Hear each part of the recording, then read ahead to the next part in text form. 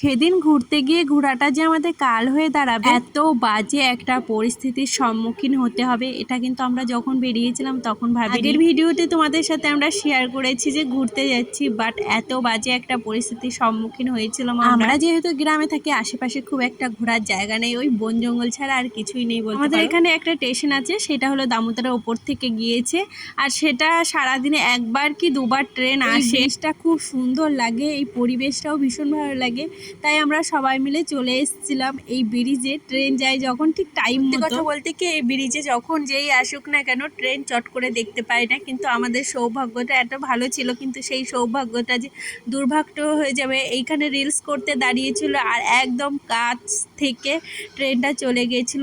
কিছুক্ষণের জন্য তো আমরা পুরো হতবাক হয়ে গেছিলাম, কোথা থেকে কি হয়ে গেল।